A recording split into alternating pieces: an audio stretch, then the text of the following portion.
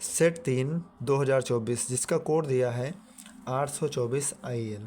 ये विज्ञान का प्रश्न पत्र है, ठीक है। तो इसमें से सबसे पहले हम देखते हैं, आप लोगों को बहुविकल्पी प्रश्न हल करवा रहे हैं।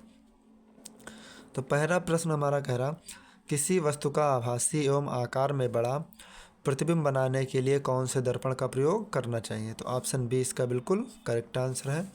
ऑप्शन बी बिल्कुल सही आंसर। फिर क्वेश्चन नंबर 2 कह रहा हमारा, किसी वस्तु का आभासी एवं आकार में बड़ा प्रतिबिंब बनाने के लिए कौन से लेंस का प्रयोग करना चाहिए। तो इसका जो सही आंसर होगा वो उत्तल लेंस होगा। ऑप्शन ए बिल्कुल सही आंसर है। प्रश्न नंबर 3, आकाश के नीले रंग दिखने का कारण होता है। तो आकाश के जो नीले रंग दिखने का कारण होता है वो प्रकीर्णन होता है। प्रकाश की चाल अधिकतम होती है। तो प्रकाश की जो चाल अधिकतम होती है वो किस में होती है पता है। तो वो जो आप लोगों की होती है वो निर्वात में होती है, यानी ऑप्शन डी बिल्कुल इसका सही आंसर होगा। प्रश्न नंबर 5 कह रहा है, यदि 3 विभिन्न मानों के प्रतिरोधों को श्रेणी क्रम समायोजन किया जाए या संयोजित किया जाए, एक ही बात है, तो उन सभी में निश्चित रूप से एक ही मान होगा। तो कौन सा मान होगा हमारा। तो उनमें से प्रत्येक प्रतिरोध में प्रवाहित होने वाली विद्युत धारा बिल्कुल एक ही होगी, ठीक है।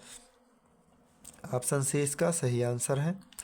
प्रश्न नंबर 6 कह रहा है, किसी विद्युत परिपथ में किसी प्रतिरोध के सिरों के बीच विभवांतर की इकाई होती है। तो विद्युत परिपथ में विभवांतर की जो इकाई होती है वो होती है वोल्ट। ऑप्शन सी बिल्कुल सही आंसर। प्रश्न नंबर 7 कह रहा है, एक चुंबकीय क्षेत्र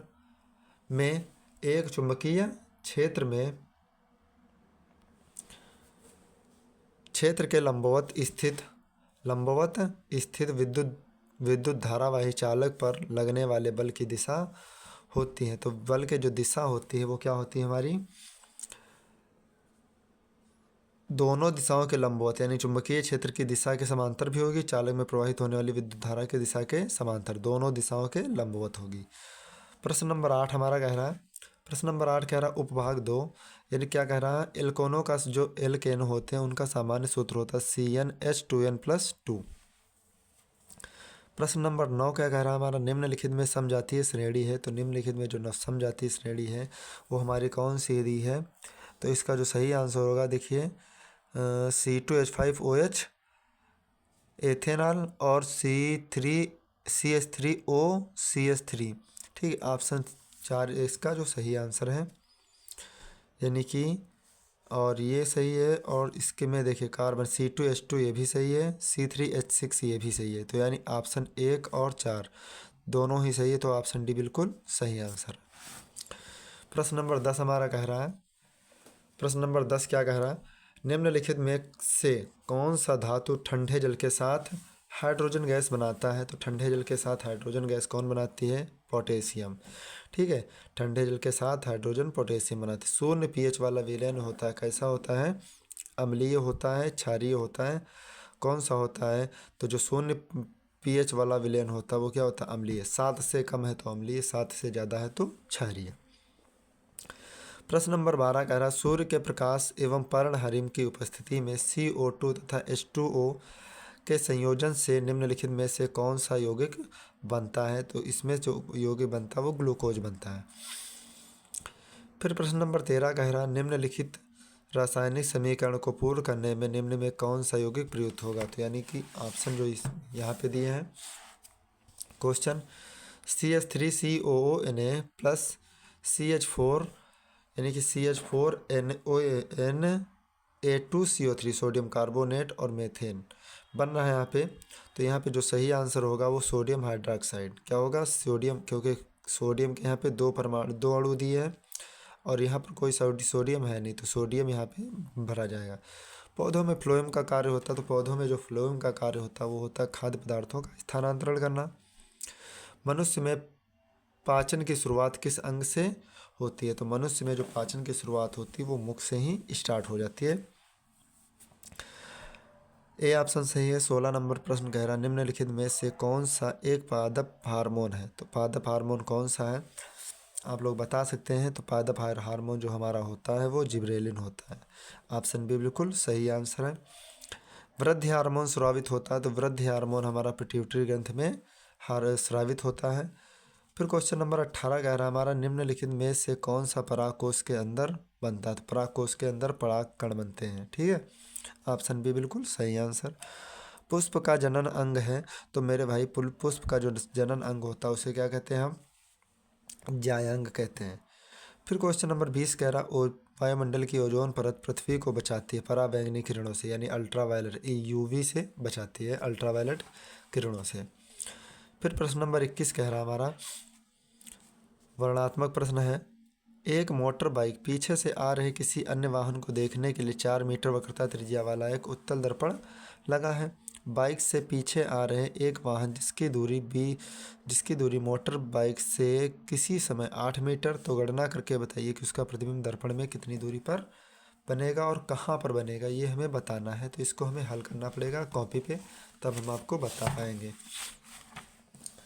ठीक है, तो देखिए ध्यान से प्रश्न नंबर 21।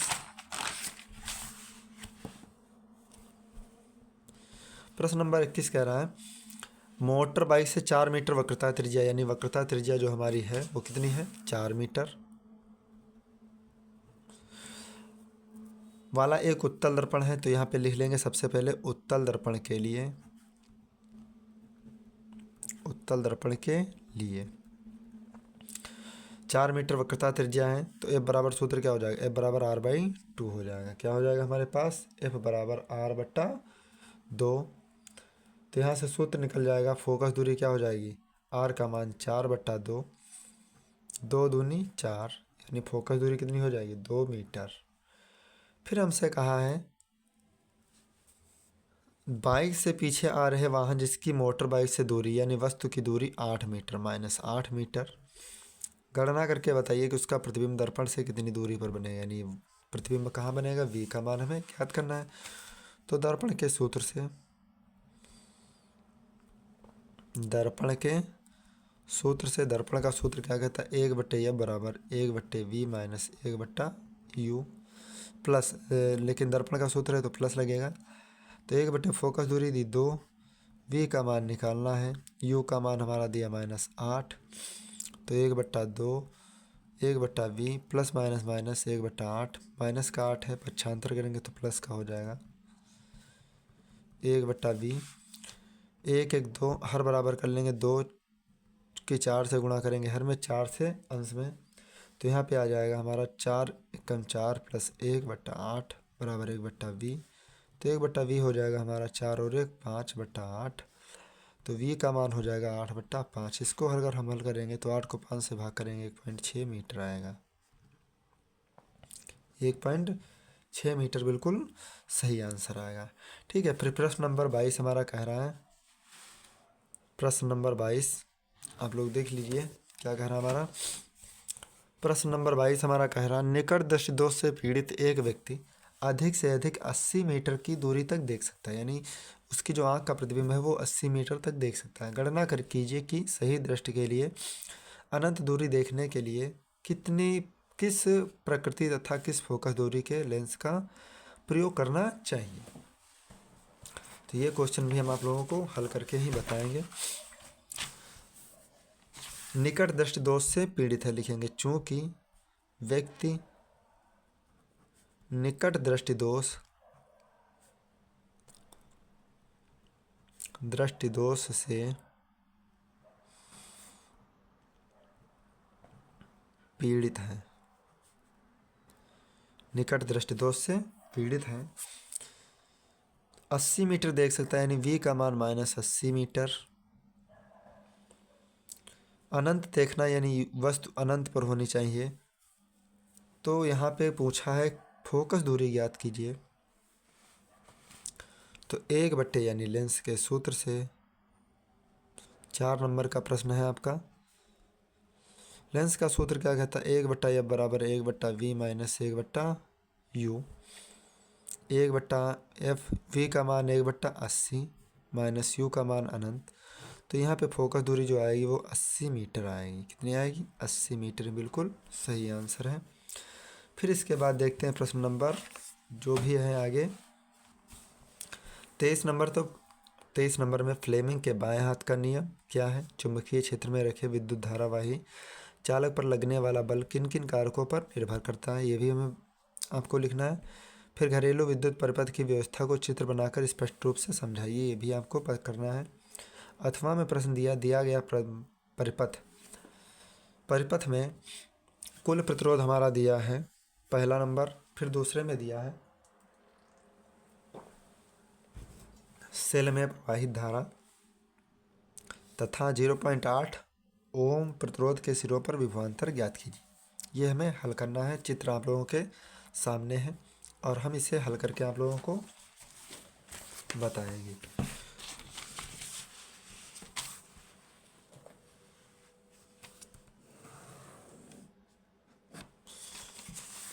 प्रश्न नंबर 24, परिपथ में देखिए 6 ओम व 6 ओम, 6 ओम व 2 ओम समांतर क्रम में संयोजित हैं,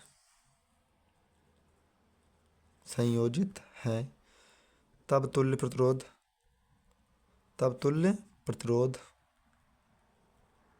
क्या हो जाएगा, 1/R बराबर 1/6 प्लस 1/2, 2 3 6, 1/R बराबर 1 + 3 × 3/6, R बराबर 3 × 4/6, 2 दूनी 4, 2 3 6।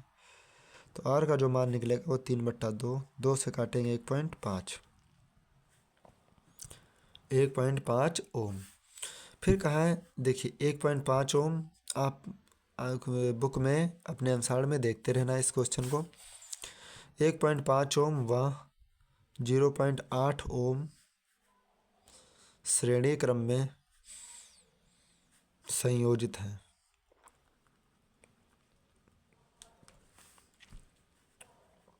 तब तुल्य प्रतिरोध क्या होगा, R बराबर 0.8 प्लस 1.5, तो यह होगा 8 5 13, 1 1 2, यानी 2.3 ओम तुल्य प्रतिरोध होगा। यहाँ पे विभवांतर दे रखा है कितना, 12 वोल्ट। फिर कहा कुल प्रतिरोध तो हमारा हो जाएगा 2.3 ओम। ठीक है, इसका जो सही आंसर आएगा वो कितना आएगा, 2.3 ओम आएगा। फिर कहा सेल में प्रवाहित धारा I का मान ज्ञात करना है। तो ओम के नियम से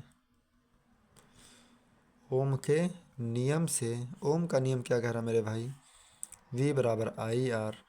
V का मान हमारे पास 12, I का मान निकालना, R का मान 2.3, I बराबर 12/2.3, 0.0 बढ़ा है तो I का जो मान आएगा वो कितना आएगा, 120/23। 23 से भाग करेंगे 120 को तो हमारा उत्तर जो आएगा वो आएगा हमारा 2 पंचे 10, 5 से गुणा करेंगे तो I बराबर लगभग में आएगा 5.217 एम्पियर आंसर। फिर अगला क्वेश्चन कह रहा हमारा, अगला पार्ट कह रहा हमसे कि 0.8 ओम, यानी ये सेकेंड पार्ट था, ये सेकेंड पार्ट, और ये थर्ड पार्ट में क्वेश्चन कह रहा हमारा, थर्ड पार्ट में कह रहा है कि 0.8 ओम प्रतिरोध पर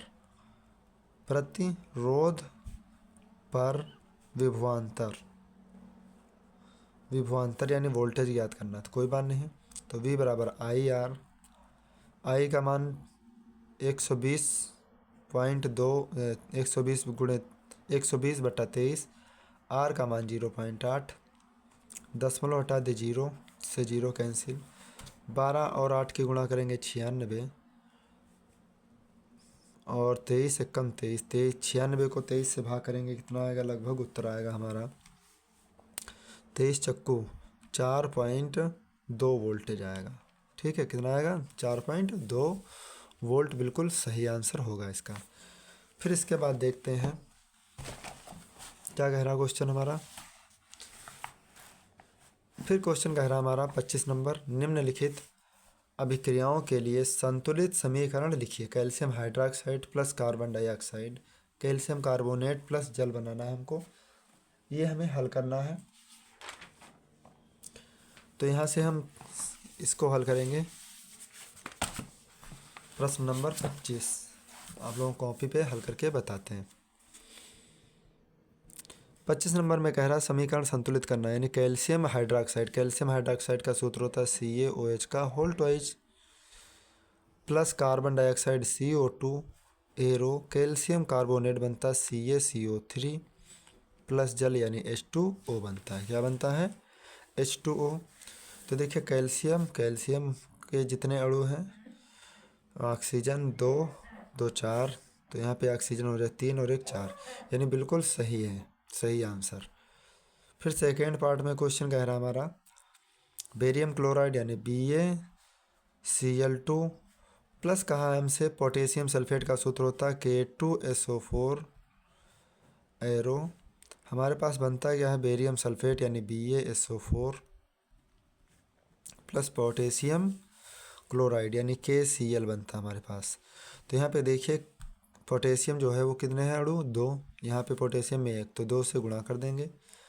लगभग ये सब कुछ सही आंसर है। फिर प्रश्न नंबर 3 हमारा कह रहा है जिंक प्लस सल्फ्यूरिक अम्ल, जिंक का सूत्र Zn प्लस सल्फ्यूरिक अम्ल क्या होता है? H2SO4 arrow. क्या बनता है हमारे पास? सिल्वर क्लोराइड बनती है, नहीं, जिंक सल्फेट ZnSO4 प्लस क्या बनता है हमारे पास? ZnSO4, फिर बनता है हमारे पास क्या बनेगा? Hydrogen H2। अब यहाँ पे जिंक बराबर हैं दोनों, सल्फेट भी बराबर है, हाइड्रोजन अलग, बिल्कुल सही आंसर। फिर इसके बाद 4 नंबर कह रहा है जिंक सिल्वर नाइट्रेट AgNO3 का whole twice plus zinc chloride ZnCl2 arrow. क्या बनेगा हमारे पास? Silver chloride AgCl2 plus zinc nitrate ZnNO3 का होल ट्वाइज। तो यहाँ पे सिल्वर हमारे पास एक हो गया, नाइट्रेट भी सही है, जिंक भी सही है, Cl2 भी सही है। तो ये बिल्कुल हमारा सही आंसर है।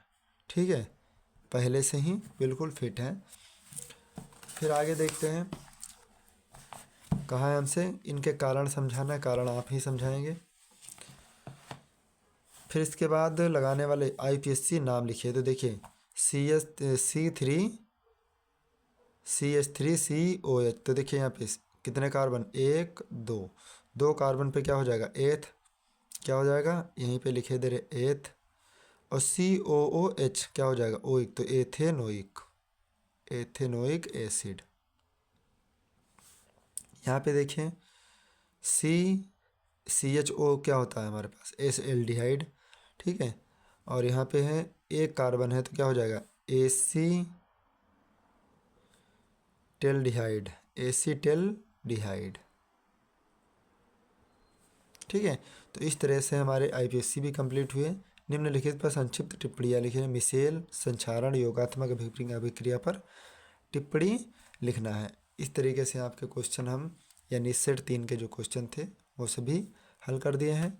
और मिलते हैं नेक्स्ट वीडियो में, तब तक के लिए जय हिंद।